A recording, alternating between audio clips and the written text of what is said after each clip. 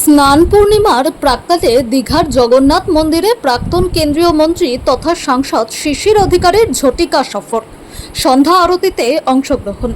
স্নান পূর্ণিমার আগের দিন সন্ধ্যায় পূর্ব মেদিনীপুর জেলার দীঘার জগন্নাথ মন্দিরে ঝটিকা সফরে আসেন প্রাক্তন কেন্দ্রীয় মন্ত্রী তথা বর্ষিয়ান সাংসদ শিশির অধিকারী।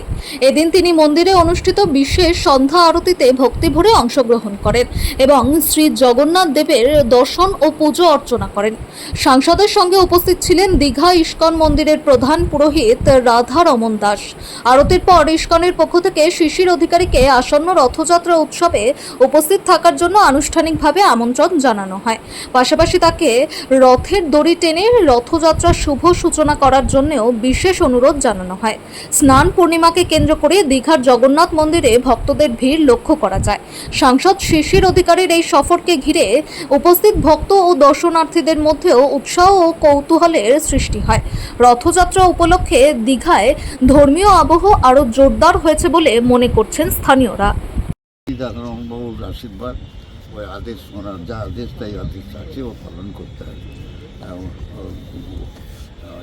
শ্রী চৈতন্যের বাণী, আমাদের জগন্নাথ দেবের আশীর্বাদ ধন্য যে রাস্তা, সেই রাস্তায় হচ্ছে আসল শান্তি, সুখ, সমৃদ্ধির রাস্তা। এখানে মানুষ আসছেন, আসবেন এবং ওনারা দেখানো রাস্তায় প্রভু জগন্নাথকে প্রণাম করছেন।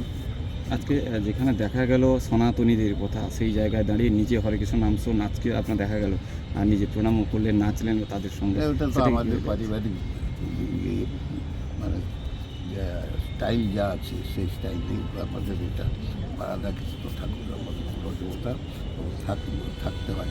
তার অনেক আচার বিচার আছে, আচার বিচারের সঙ্গে আমরা সম্পৃক্ত হই। আমরা নিজেদেরকে খুব সমৃদ্ধ মনে করি।